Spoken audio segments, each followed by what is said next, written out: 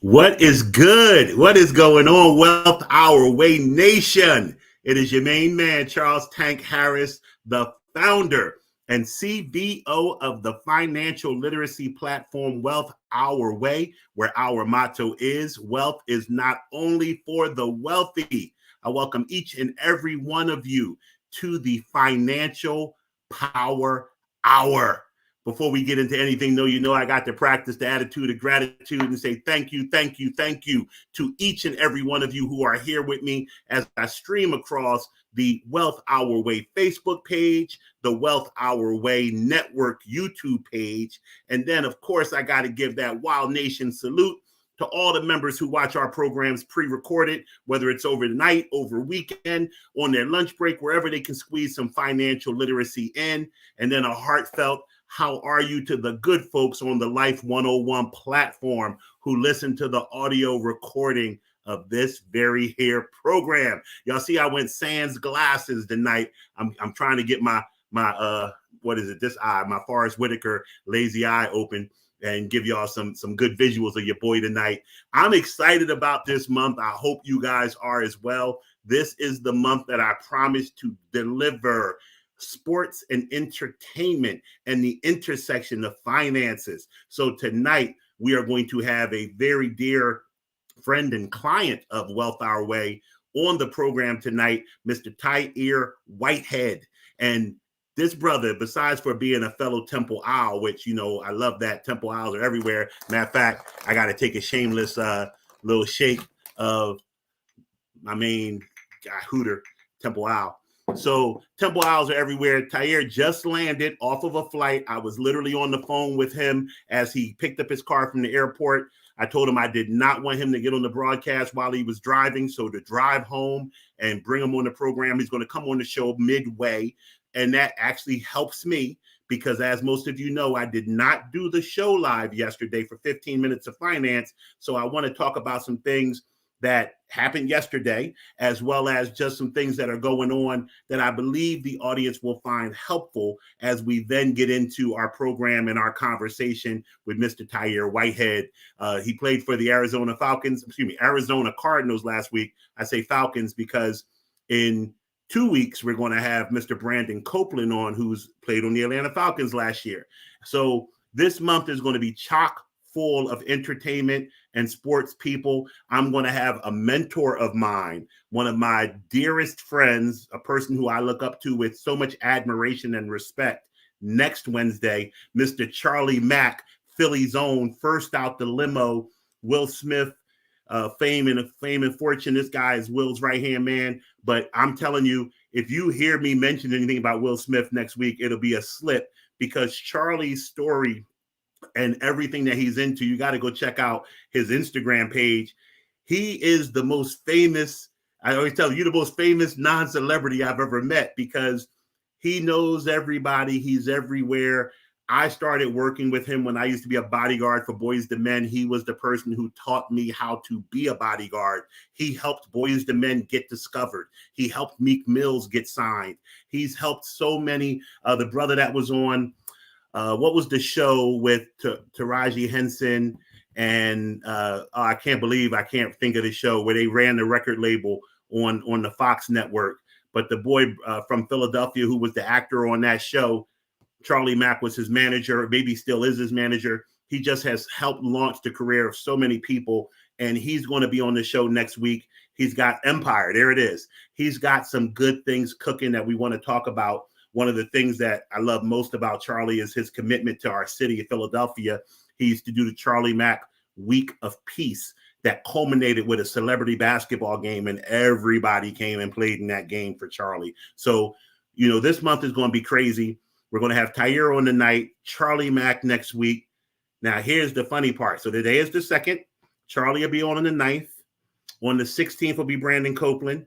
On the 23rd, there will be no program. So mark your calendars. On March 23rd, no Financial Power Hour. I'm going to share with you guys because, you know, I'm not a secretive person, but I want you guys on the Wealth Our Way family to hear it from me first. I am having outpatient surgery on Wednesday, March 23rd, a bariatric procedure called a vertical sleeve gastrectomy. I finally decided to wave the white flag on just working on my weight through exercise and diet alone. It has not worked. I am getting older and older, and I've decided that my future, in order to extend my opportunity to be here and share information with you every week, every day, is going to hinge on my health. And for my health, I've decided to have this procedure, and it happens to be on a Wednesday. So there will be no show on Wednesday, March 23rd, but we'll come back and close the month out with Wealth Our Way client Carl Seaton, who is the director of many hit TV shows and movies. But the show that everybody is talking about now, and it ties right back into Charlie Mack, is Carl has directed a few episodes of the season 1 Bel Air. So you guys are all talking about Bel Air. I have not seen it yet. The first episode I watch will probably not be in order because I want to watch Carl's episode first. That's my guy. So Carl Seaton will be here. I was just texting with him. We may have to do something where, because he's on the West Coast and his schedule is what it is, I may have to embed his video into the live show. I'm not sure how we're going to work it yet, but he's committed to coming on the show. So that's the lineup for this month of March. It's going to be crazy. It's going to be 2 NFL veterans, Tahir Whitehead, Brandon Copeland. It's going to be superstar connector Charlie Mack, first out the limo. And then we're going to bring it home with the cleanup hitter, super director, NAACP Image Award nominee, Carl Seaton.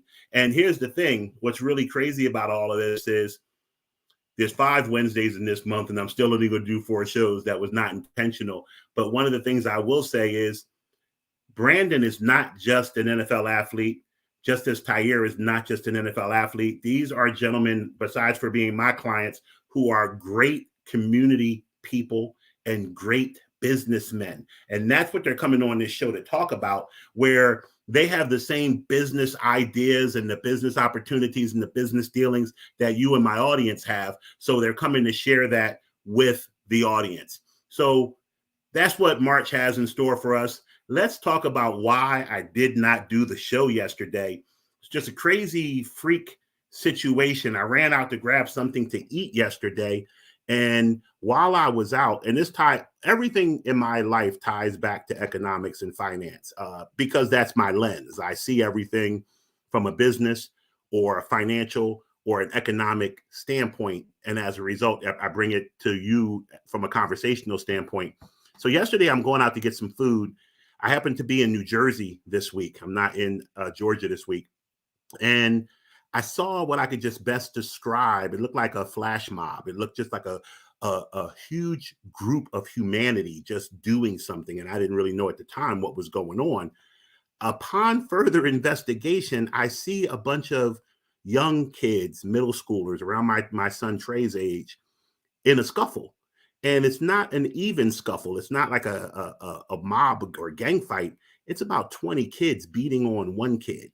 And my instincts took over. I didn't even think about my personal safety, because even though I think I'm a bad boy, 20, 25, 13-year-olds could probably take me, if we're being honest. So I jump out, and this is just going to sound funnier and funnier as I tell the story.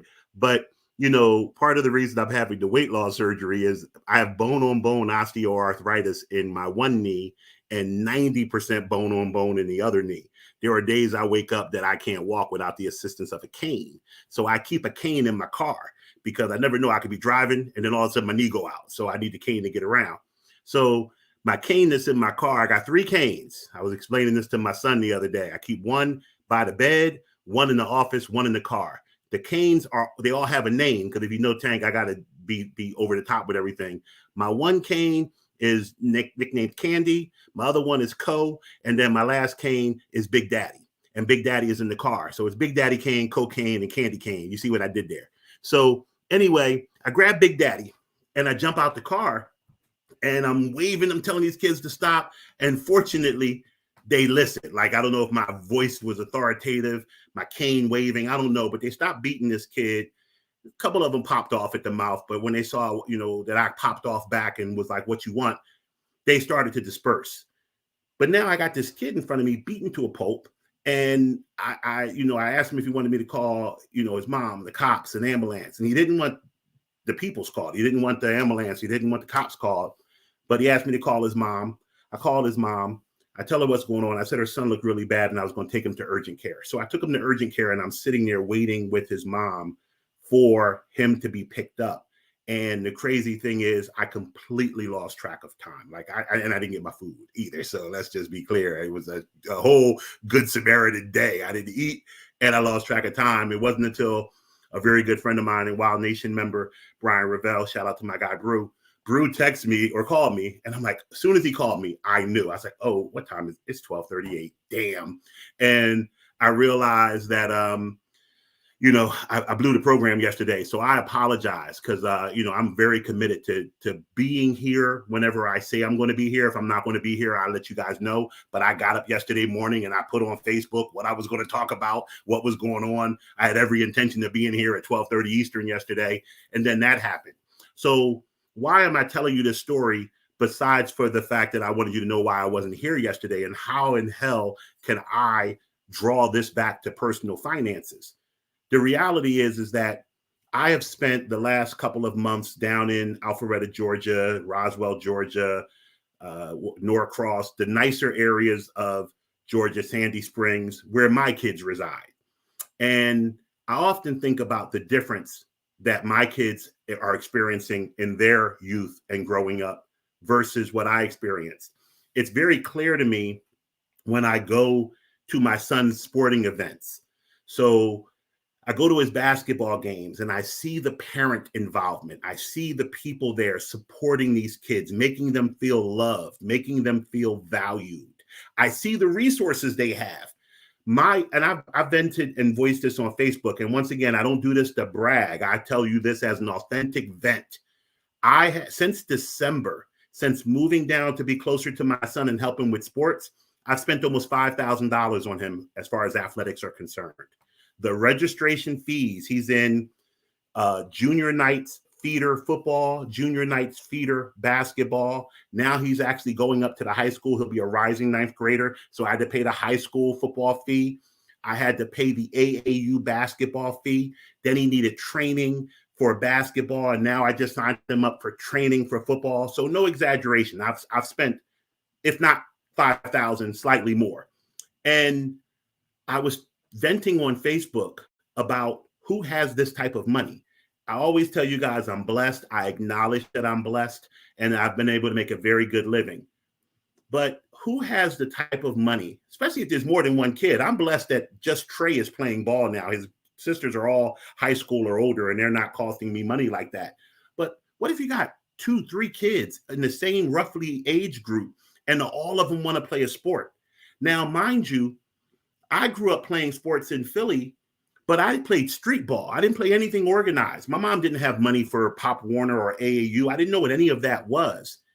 My kid not only plays these sports, but when I take him to these trainings, I'm thinking I'm giving him a leg up. I didn't allow my son to play football growing up because I didn't want the CTE issues, or I've always been told you get hit too early in your development, it stunts your growth, and I want him to grow as much as he possibly can.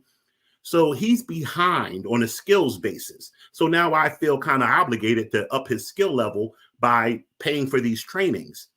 When I went into this place on Sunday, I saw 40 to 50 kids in there training. There was a girls travel softball team. There was a boys baseball team, football players on one side, basketball player on another. It's big business. And what I'm thinking may give my kid a leg up because he's about to start spring football and he's an 8th grader about to practice with 9th, 10th, and 11th graders in a month. I'm trying to get him ready. That's not a leg up. That's what they're doing. That's the bare minimum. That's the standard. So I bring that up to say that's my son's life. Fortunately for him, maybe, hopefully fortunately for him. What about the kids that I pulled off of this little boy yesterday? Why were they beating him up? Why was no other adult around? Why aren't these little kids in school and no one seems to care? Because it was enough kids that a whole class was missing from school. And I didn't, ask, was it a teacher in service day? I don't know why so many kids weren't in school during school hours, because it was school hours. It was 10:05 or something when all this popped off. 10:30. The reason is because of economics. When I grew up, and I eventually played organized football at, I think my first school was Northeast High School. Northeast High School in Philadelphia was the first school I played organized football for. My mom didn't have to pay for anything. I always joke, but it's the truth. My mother didn't know I played football until I was a senior in high school and a big newspaper article came out and I showed it to her. She didn't even know, because she worked all the time. She didn't see me, didn't know what I was doing. But the main reason she didn't know is I never had to come to her and say, Mom, to sign up to play football is $300.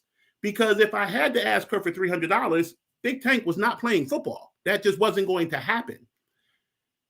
Somehow, some way, we've taken all of the sports funding, the extracurricular activity funding for music, for art, for the things that are outside of science, health, and math, and sometimes we don't even get those core subjects, and it affects disproportionately kids who are growing up in the inner city, and disproportionately, unfortunately, kids of color, Black and brown kids.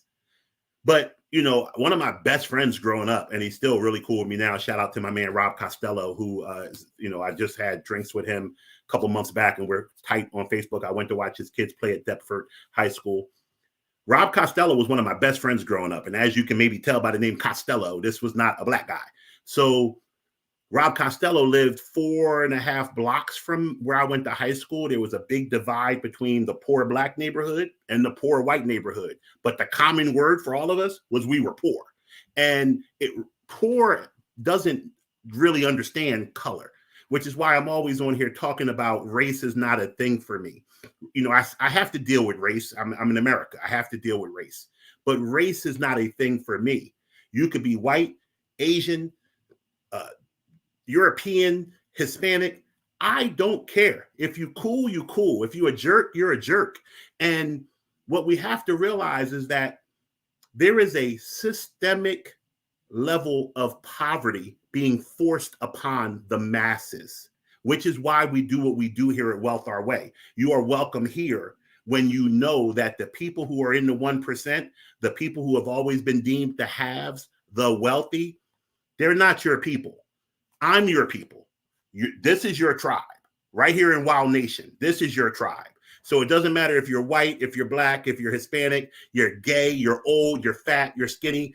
You want to know about personal finances? You want to know how to give yourself and your family a better life? This is where you come. When I saw these kids beating on this other kid, immediately it came to economics for me. Whose dad would teach their kids to beat another kid like that? Whose dad would say, yeah, you go out and you jump somebody, son. Now, I know there are dads who tell you, hey, somebody put their hand on you, you knock them the hell out. That's one-on-one. I think back to the movie Friday when Ice Cube was going to shoot Debo and his dad said, no, you use these. That's what a man would teach you. We haven't come to the whole let's kiss and turn the other cheek like Dr. King would do, but we would tell our child to do this.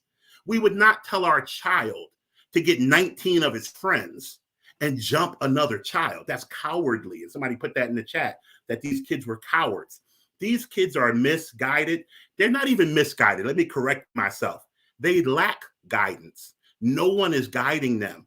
So when I think about the disparity between my child has a lot of people pulling for him. White people, Black people, old people, young people, male people, female people.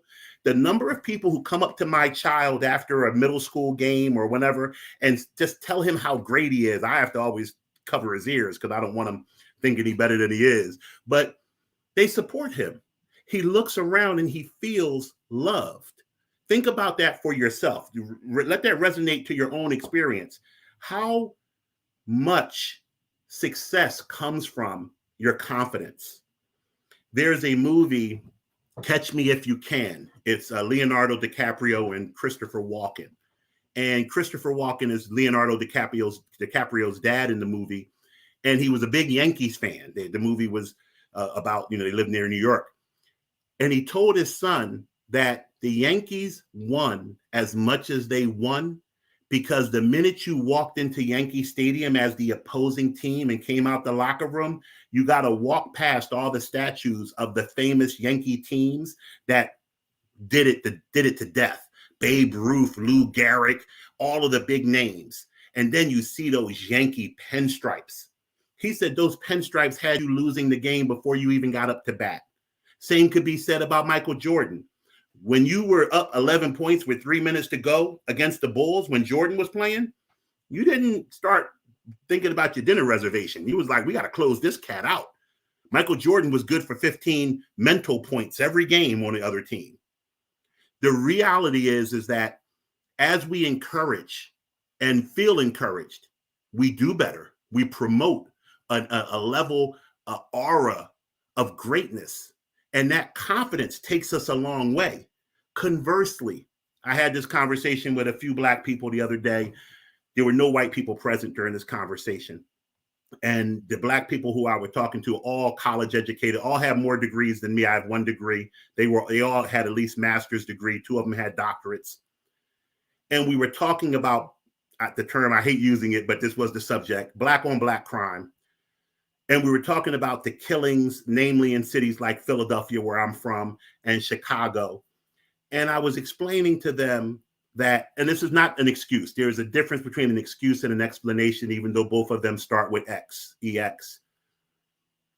The reality is if you do not value yourself, if, as Barack Obama's book was entitled, The Audacity of Hope, if you have no hope, if you do not value yourself, what do you think you're going to feel about the next person?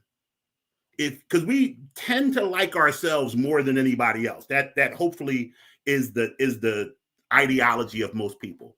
So if you feel as though you're just no good, you're not worth anything, there's no future for you, how much thought is going to go into giving the next person credit for having a future? Not very much.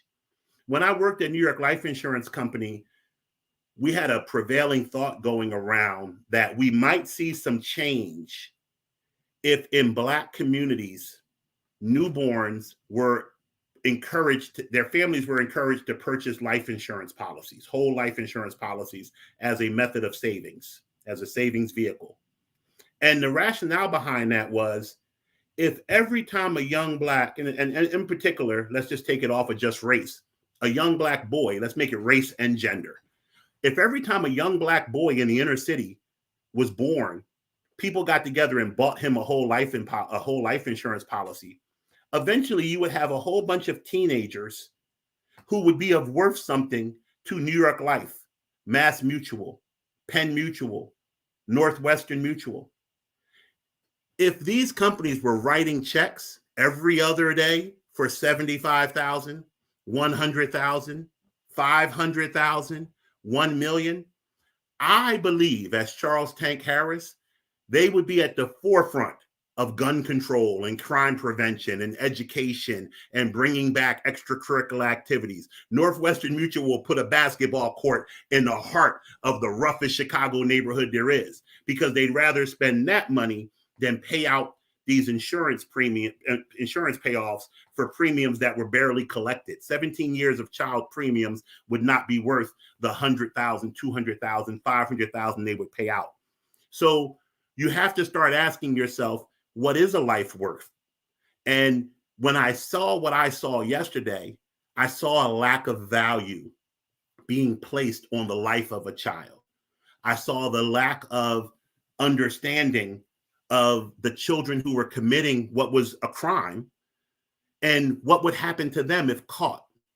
You want to throw away your future? You want to go to juvie, juvenile detention? You want to go to juvie and then end up with a record and never be able to get into a good school because of a mistake you made because somebody stepped on your sneakers?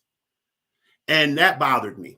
So that's where I tie in the events of yesterday into economics. Got 5 minutes roughly until Tahir gets on the program, so I want to do another vent. First of all, I want to throw a tip to everybody. So this is a tip for paying attention for the first 20 some minutes. Do this as soon as you can do it. I'm always trying to find ways to help my audience make money. And I'm always trying to find a way to help y'all make money without taking a lot of action or effort, because I know action and effort are hard for people to do for whatever reason. So, Big Tank personal business. I got the place down in Alpharetta. My electric company is Sawney EMC. Sawney EMC sent me my first bill, and they told me to download their app, and I decided, because I'm very busy, to set up auto pay. I go to set up auto pay for my bill, and they gave me a choice.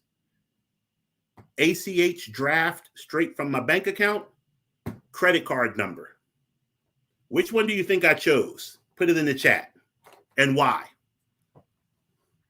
Now, while you're putting stuff in the chat, and you remember from previous episodes of 15 Minutes of Finance, I did a whole clip on why credit cards are so much better than debit cards.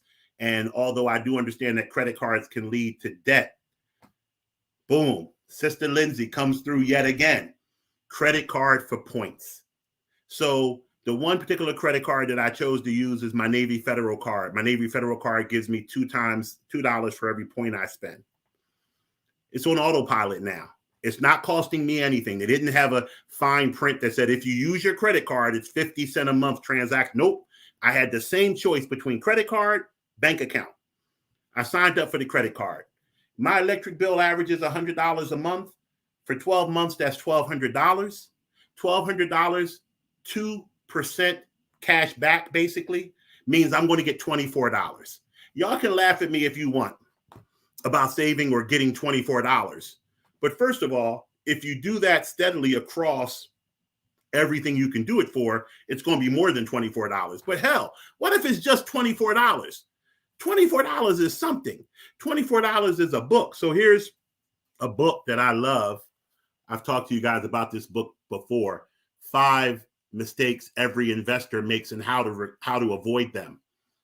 This book has made me thousands of dollars. It has made me thousands of dollars by following the information in it. This book cost, what did this book cost?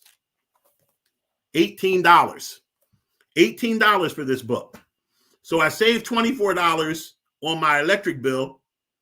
I buy the book for $18 and make a couple $1,000s. You see how this is working? You see the momentum of it? And then one of my good friends, a gentleman that I mentored at New York Life, called me today, warmed my heart. He told me he read my ebook. I said, "Oh, you're the one? you're the one person that read it?" It's like, no, I know you guys, a Wild Nation, have read it. But he said he read my ebook, The 5 Major Money Moves and 3 Money Must-Dos. And he said he loved it, and he read it twice because he went back and got some gems out of it. It is one thing for you good people who come here for advice and to fellowship with me to tell me you've read the book and you've enjoyed it and you've learned something. But this guy is in the financial services industry, and he just said my book was the bomb. I was floating on air when he told me that. Like, that endorsement from somebody who is in the industry telling me that my book was full of jewels and gems. And I told him that my daughter, Bria, love you, Bria, who is one of my harshest critics in a good way. She always wants to make sure her daddy is doing, his best. Bria told me when she read the book that I gave away too much information. She said, "Daddy, it's too much information for $7. Like, you don't understand what the concept of an ebook is. You're not supposed to give that much away." And when I told that to the gentleman I was talking to earlier, he said, I agreed. He said, "I couldn't believe how much you put in this book." And I said to him, and I really wish, because I'm trying to build my social media, and sometimes I say some really dope stuff that I wish I had recorded because I spoke from my heart. I said to him, there are so many companies, so many people, especially on the internet, trying to sell something, and their only motivation is profit. Do not get me wrong. I am not a charity. I want to make money. It is just not my only motivation. And if y'all know me, it's not my primary motivation. It's probably my third. It's my tertiary motivation. I just like saying that word. My first motivation is you, making sure that you know, because what's better than 1 billionaire? 2. And my second motivation is my family, my legacy. I loved when my daughter said I gave away too much information. She's proud of her dad. I'm not out here just hawking my wares, trying to get $1 from everybody. And she loves that about her dad. So hearing that from somebody else gave me some extra validation. The reason I bring that up is because I want to vent about a couple of companies before Tahir comes on. Airbnb did me dirty a couple of weeks ago. I rented an Airbnb. I'm loving the stuff in the chats, by the way. Yes, Lindsay, I know the points are crazy, and I see you going to Ireland. Lindsay's well-traveled. Love Sister Lindsay. She sends some pictures. We dig it. We dig it. Bruce said the same thing. The Amex deal points are insane. So definitely understand that the cash back and the points, they matter. If you're spending money just to get points, that's not the best thing in the world. But if you're spending money anyway, do it. What's one of the tenets of the 5 major money moves? BUD, best use of $1. It is the best use of $1 to get points that you can redeem for things later than to just be spending your cash. So when I think about how Airbnb did me, first of all, it hurt me because it wasn't for me. It was for my baby girl. My daughter turned 18 a couple of weeks ago. She wanted an Airbnb for her and her friends to have a dinner and hang out and be 18-year-old girls. And, you know, she wasn't having a loud party. She wasn't going to smoke blunts, at least not in the unit, if I could be honest. And she got there and the unit was not available. It was locked when it was said it would be unlocked. And we spent a large portion of the evening trying to contact Airbnb. And first of all, and I don't want anybody to take this the wrong way, because I've thought about how I'm going to say this, and I realize I just got to be inappropriate, Tank. But no, I'm not trying to offend anybody. I have a problem with these American corporations that farm their customer service out to foreign countries. No disrespect to a foreigner trying to make a living. Do your thing. Everybody has a right to make a living.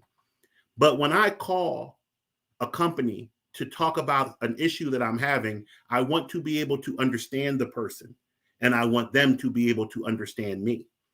And when you get these farmed out customer service departments, and the people, they do speak English, I guess, you know, they're saying English words, but their accent is thicker than Skippy peanut butter or Jif.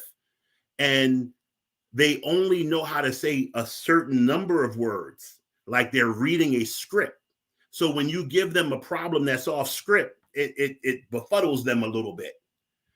But that's corporate greed. You're right, Brew. That's corporate greed. They can pay them 19 cents an hour versus paying minimum wage in America $15 an hour and make good money, make good profit margins. It's the same reason I won't check myself out at Target or a supermarket. I'm that bougie meme that says, I do not work here. Like, you know, I go into a supermarket, I will stand on the line of 47 people before I scan my own stuff out. You better pay somebody. If you're not going to knock 30% off my Oreos because I got to check myself out, then I'm not doing it. I understand business. You're saving money on wages, benefits, all types of stuff by not putting a person at that register. You're not going to save money and not pass that savings on to me. I got to pay the same price? Nope, I'll be right here at aisle 9. So Airbnb did me dirty. Another company, King Size. Yes, I am King Size. King Size, I ordered a suit jacket. Jacket never came. They told me I couldn't have my money back because I called them after their 60-day period. Here's my good brother, Tahir Whitehead. So we're going to bring Tahir onto the mix. I'll vent another time. Hold on. Brother Tahir, what's up, baby? What's up, my brother? I'm good, man. I'm good. You out here in the lap of luxury. I ain't cut you pretty already. Then you gonna come on and show us up in the lap of luxury. Hey, listen, brother. First and foremost, I sincerely appreciate you with your busy schedule, taking the opportunity to address the audience at Wealth Our Way, man. Thank you so very much for being here tonight. Man, you know you my dog, big fella. You know, I appreciate you having me, man. Fresh off the road. I mean, you gotta get right to it. Talk to you, big fella. I love it. I love it. So here's the deal. I was, warming up the stage for you because, I got to be like, Steve Harvey on the Kings of Comedy when I'm bringing out Bernie Mac and the crew. Boy, I didn't even throw your bio out at everybody, but if you let me brag on you for a minute. So the thing about Tahir Whitehead that I love, and you missed this. I showed everybody besides for the fact that T you're for Temple U, baby. T for Once Temple out, U, always baby. an out. So the thing I love about this young brother, besides for his commitment to his family, commitment to community, commitment to his people, is his commitment to growth. This is one of the most focused business minds that I work with, and I work with everybody. So the reality is that I work with doctors, I work with lawyers, I work with politicians, I work with very high level minds, and I've not talked to someone more sharp than Tahir. The thing I also love about him is, he's a celebrity, he's famous. He goes down the street and I gotta wait 20 minutes to rap to my own homie because people are stopping him because they don't know if he's a football player or an underwear model because he's pretty. So so they gotta pull him to the side. And the thing about it is he's so humble. And here's what I say about intelligence. I just got finished writing this in a book that I'm giving to somebody. The old saying is an intelligent person knows that there is so much more to know. And when you deal with people who won't ask questions, who smile and nod at everything, who, when you say, "Do you understand that?" Yes, yeah. And they don't, those aren't the type of people you want to be around. This cat, we'll drag a conversation out for 2 hours because he's like, "Yo, T, break that down to me again." And I love it. And it's very few times that happens. But if it's important and it's something that he's never seen before, he will ask me over and over again, dude, your job is to make sure I know what is going on. Because at the end of the day, he's walking into these business meetings and he's closing big deals, walking into these meetings. And sometimes he has his advisors with him. Sometimes he's flying solo. He's the CEO of his entity, and he has to be on point. And people aren't going to wait for him to make a phone call. So he prepares himself over and over again. So Tahir Whitehead, thank you so much for joining us here on the Financial Power Hour. Man, it's always hard for me to hear about myself, brother. But I mean, I I appreciate you, fam. More than you know. Thank you so much. And we can just get into what I wanted to talk tonight about, and what we're doing all month is we're talking to people. There's a line that stuck out to me the very first time I ever heard it in one of Jay-Z's rap songs, where he was talking about the Black community. He said, all we got is sports and entertainment until we're even. And he was talking about the economic disparities in the United States of America and how the number one place that African Americans have been able of late to build wealth is through sports and entertainment. What I find is the salaries now are getting really, really, really good. Like they're getting really big. But my best friend played football. Shout out to my man, Trey Johnson. He was an all pro. And, I think I'm going to make as much as he made during one of his contract years this year. Like, back in his day, cats weren't getting cake. It's unfortunate, but they weren't. They were getting good money that we would consider good money, but they weren't getting so much money that we would be envious. Now you see somebody making $43 million in a season. Excuse me. You see $43 million in a season. And you're like, man, I might not make that my entire earnings life. Talk to me about. Hey, you and me both, brother. I see it, and I be like, woo wee. I should have played another position. The money sports, the money positions. Talk Right. to me about what your experience has been going from. So give us a little bit of your background about how you grew up, how you became a professional athlete. Your story of going from high school to college to pro, and now transitioning to being a businessman. If you could just take a little segment at a time. All right, so I'll be quick. Born and raised in Newark, New Jersey. I'm second oldest of five. Growing up, saw my mom struggle. She always made a way, but I still saw, it just wasn't as smooth as it probably could have been. I watched TV a lot.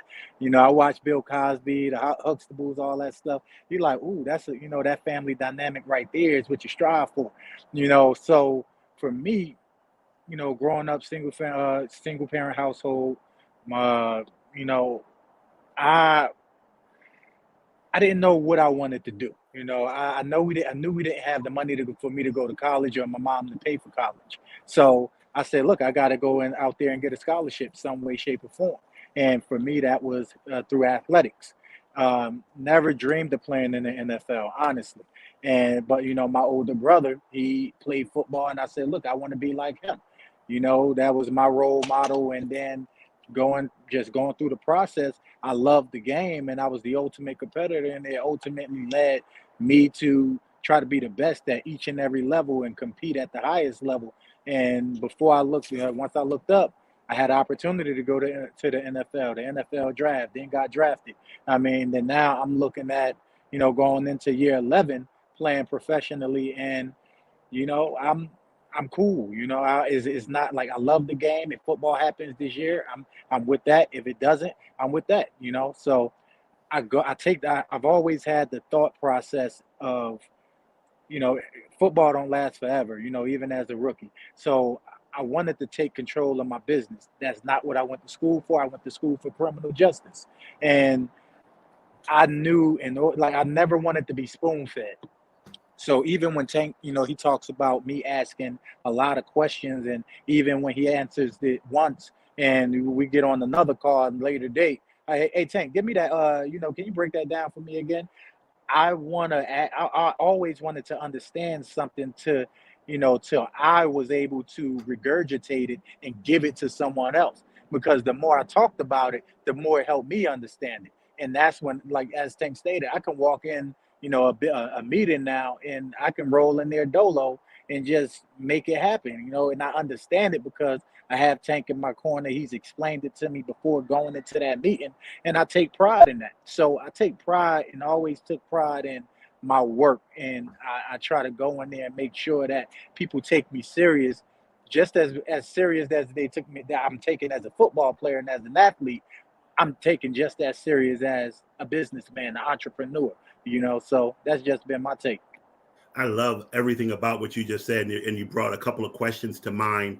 So first and foremost, I think people, and I'm not gonna call them haters, but people who aren't in the know, people who don't realize, first of all, how hard it is to make the NFL, how difficult it is to be drafted into the NFL, how difficult it is to have the longevity to be there for a decade. So kudos for that career you're putting together. But I also don't think people realize that there's a level of discrimination against athletes because they're considered not to be bright. And so there's a lot of times where people will solicit an athlete. I've seen it firsthand. I worked primarily with athletes for 13 years before I started Wealth Our Way. All I did was work with athletes. Now I work with I turn athletes away. This is a special young man right here for me to even want to work with him, because athletes tend to give me a little bit of, I need my tums after I deal with the athletes. So with that Most being of them said, don't care enough. they don't care enough. But here's what I've learned, and this is what I will say in defense of athletes across the board: uber focus. It takes so much focus to get to where you are professionally as an athlete that you have shown you can focus on that. Now, a lot of times my job or other professionals outside of sports job is to get you to move that focus over to something else. And most people are like, no, I just want to focus on this jump shot. I'm the baddest Steph Curry jump shot shooting cat in the land. I'm going to focus on that. This brother has chosen to focus on these other areas. So he challenges me, because if you see how athletes train, and I've been privy enough to be in locker rooms and gyms before games and see people putting up 1,000 jump shots, watch NFL guys benching, hours before, practice. You see that commitment they have to that craft. When you start working with somebody who gets the business side of it the way Tahir does, you get that same commitment. So as he's saying, I'll ask him over. He needs that. Like he understands reps. I use the term get reps because of him and some of my other athlete clients, because it's that repetition that breeds the excellence. A lot of people don't respect that athletic acumen. They think we just get you in the boardroom. You made a couple $1,000,000. We're gonna throw your money in our deal. Not with this cat. He's gotten into so many diverse, and I won't, I always protect my clients' personal interests.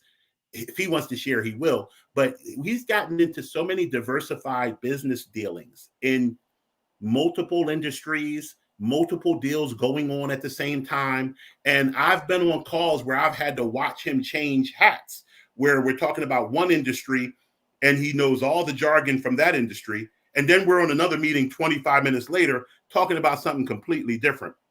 I don't know if the audience has heard me give this example before, but I think they did. I think I said it on the previous Financial Power Hour, where my business 361 teacher at Temple had told me business was harder than sports, and I got offended by it. And I was like, you ain't been on the football field, dude. You don't like you ever touched the ball. But he was basically saying, when you're playing a sport, you know who your opponent is. You get to study and practice, go against the scout team on what they're going to run. You know when they're showing up to play them. You know who their players are. He was just breaking down the certainty of sports. Whereas in business, I'm reading right now, Why Should White Guys Have All the Fun? It's the autobiography of Reggie Lewis, who was the first $1 billion leverage buyout of an African American in the business. And I'm ashamed of myself that it's taken me this long to read that book because it's 20 years old.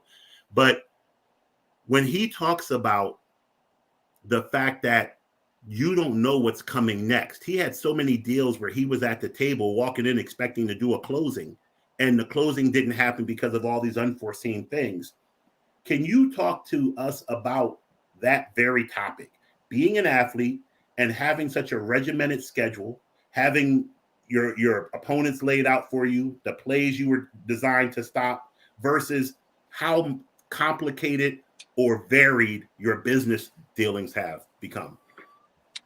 So, I'm probably like you in the sense of like, if that professor would have told me that, we would have got into a huge debate about that, because it's like I'm always looking for a debate, and it's just like football has prepared me for the very thing I'm doing now and about to transition to.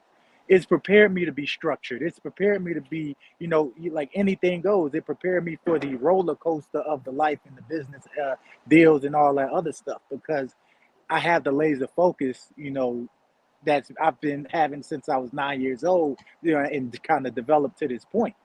A lot of people, you go in the business, you haven't been working to be in that field of work since you were 9 years old. So it's Right. just like, you got to think. It takes a long time. You have to be good with processing information in a short span of time quickly, and that take someone's being smart. So I would say when put, it's just I do my homework. You have a game plan. Yeah, you don't know, your opponent in football, and you know who you're preparing for, versus the business deal you're about to do. You may not necessarily know what's going to happen all the way up to the closing.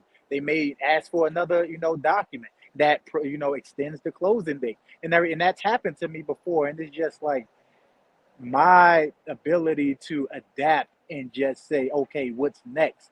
With my mindset of football has allowed me to get over that hump in business. Because some people, if you're not used to that in life and everything like that, or just through sports, some people crumble when they get to it. They don't know how to deal with that. They don't know how to deal with adversity.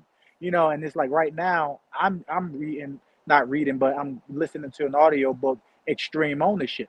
And the author of the book, both of them, they were, I believe they're they were Navy Navy SEALs. SEALs. Navy SEALs. And it talks about the book, like how it's always been stated out, the top of the top, you got the Navy SEALs and you got the military, and you have, that's who you see a lot of people, Fortune 500 companies have them, them people come in to kind of, talk to their employees. And then under that, I've always heard, there's sports, because that's the closest thing, and it's structured like the military, aspect.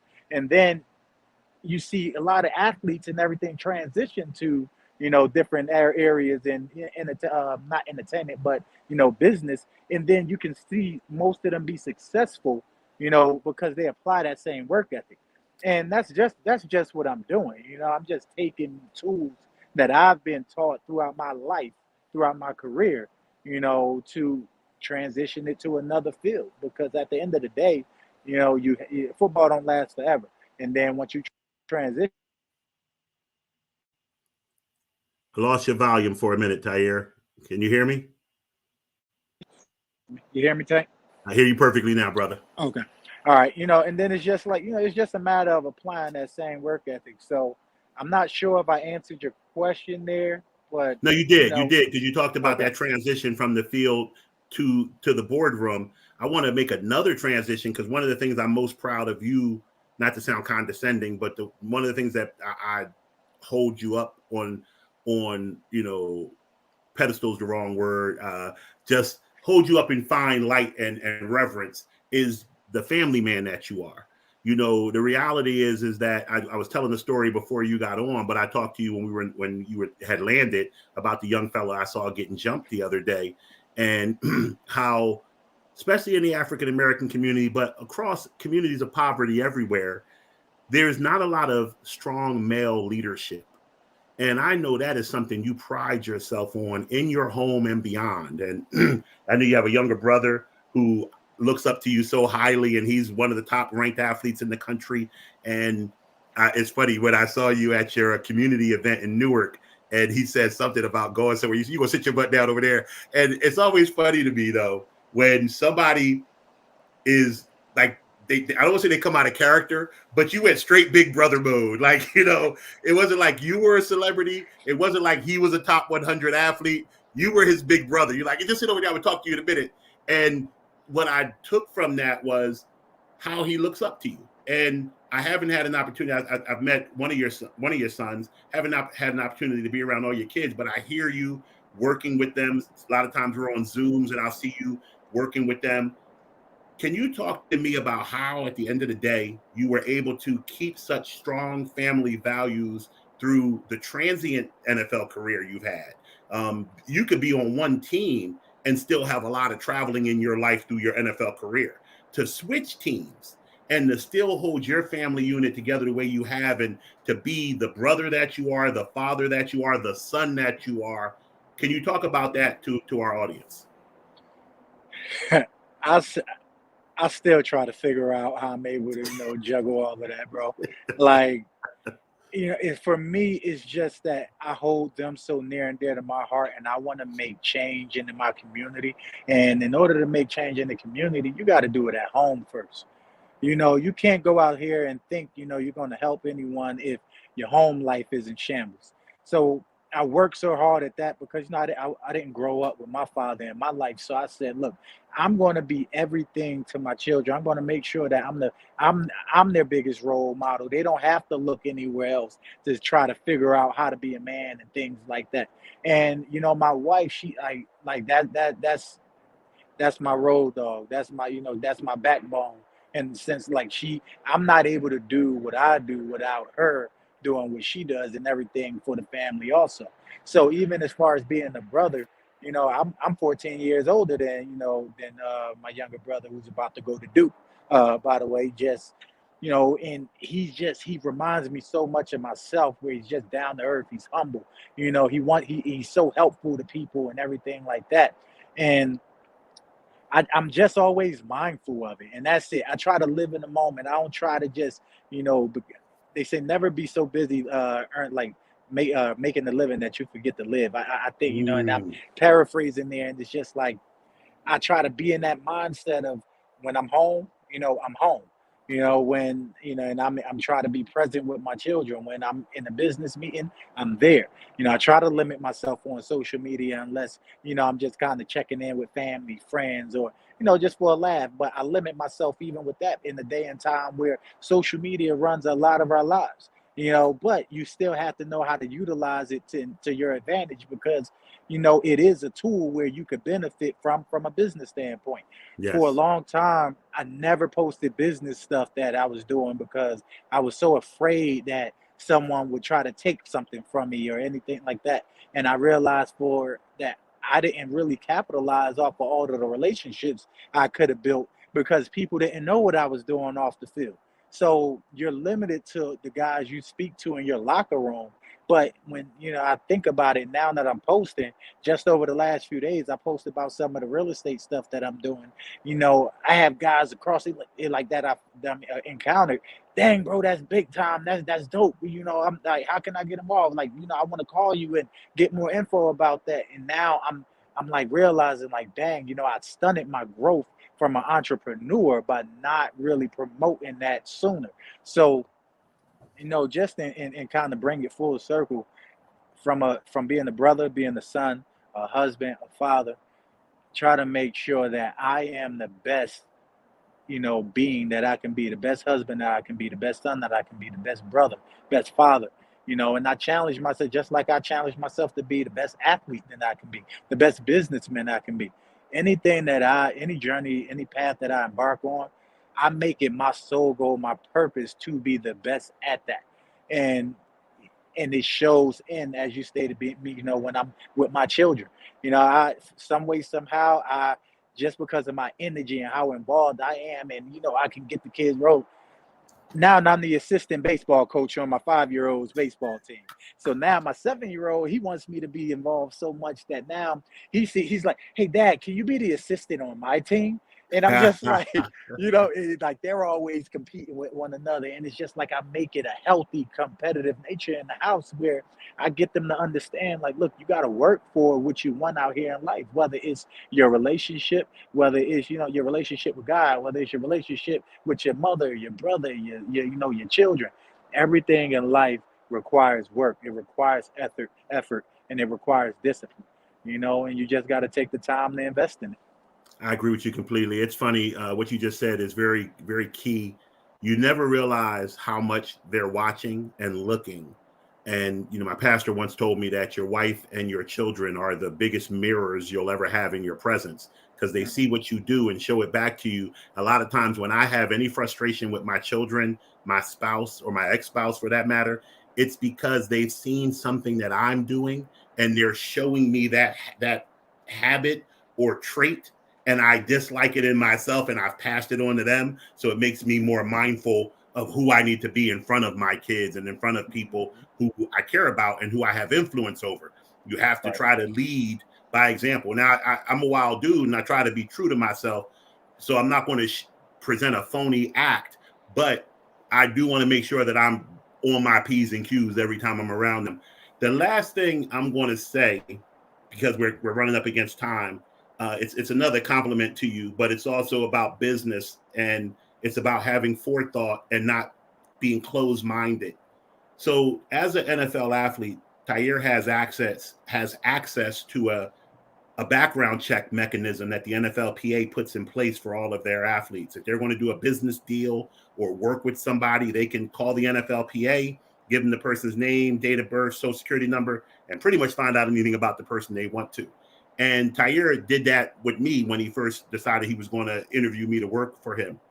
And the first thing that came up, and you guys on the show have heard this 100 times, was the bankruptcy I filed when I got divorced. As I told you before, sometimes you don't get a chance to explain things to anybody, because if there's 50 people vying for your business and 10 of them have something, bankruptcy, they smacked somebody, they stole out of a 7-Eleven, why even ask them why they did it? Just deal with the 40 people who don't have something. That's a natural thing to do. This brother called me up and was like, hey, I saw this on your report, and I got people already telling me, hey, you shouldn't deal. It's a financial guy, and he had bankruptcy. Like, what are you thinking? And he's like, I just wanted you to explain to me what happened. And so I told him. He said, I'm definitely hiring you now. You know how to protect your money if you get divorced. He said, I'm rocking with you now. And the funny thing was, I knew I wanted to work with him, not just because he put that personal investment in me to look past it, but because he had the foresight to say, I want to know the whole story before I make a decision. And he does that with every business deal we're in. There's sometimes where I'll immediately say, I don't like this. No. He said, come on, T, be open-minded, bro. If I would have just said when you had the bankruptcy, I'm not going to ask you what, I was like, oh, damn. It comes back full circle. So, I love that about you, man. Never lose that about you. That's something that everyone in our audience could stand to know, that you can't just walk into a situation, see something at first sight, and not do your homework and due diligence. What do you want to leave the people with, man? We got about a minute before we close out. Just want to say, don't be the change you want to see. It's enough hate in the world. It's enough noise, and sometimes we think, the evil out. Is so much more evil than it is good in the world, and it's easy to think that when, you compare it to social media, for example, you post something and you get a bunch of likes on something materialistic, and you'll go through it or whatever the case, and you'll keep going. You'll bypass all of the good comments, all of the good stuff that you want to see. then someone says something negative and it kind of just sticks right there. Don't allow that to be the case, because there's so much more people in your life that's showing you love, so much more people that's rooting for you. Don't give energy to the people that's negative. You just they have something that they're dealing with. Maybe you can help them with it, maybe you can't, but protect your energy, because at the end of the day, that's it. You can't pour from an empty cup. Protect your sanity, protect your family. God bless. And I'm looking forward to talking to y'all soon. Appreciate you, brother. This is Tahir Whitehead, NFL veteran, business leader, community philanthropist. Thank you so much for your time, brother. Go ahead. I've kept you away from your family long enough. Thank you so very much, man. We'll be in touch. And Wealth Our Way Nation, you've been truly blessed hearing from a cat that keeps it real all the time and is really being the change that he wants to see in the community, in business dealings. He calls people to task, and I love working alongside of him. So we'll be back here tomorrow for 15 minutes of finance, 12:30. Charles Tank Harris will be here live. And then next week, as I told you, we got my man Charlie Mack, Will Smith's first bodyguard, first out the limo, Fresh Prince, Bel Air's, right-hand guy. Charlie Mack's going to talk about Philly, the music scene, business. He's got a new show coming out he wants to talk about. So I thank you all. And please remember, as I always tell you, wealth is not only for the wealthy. Have a great evening.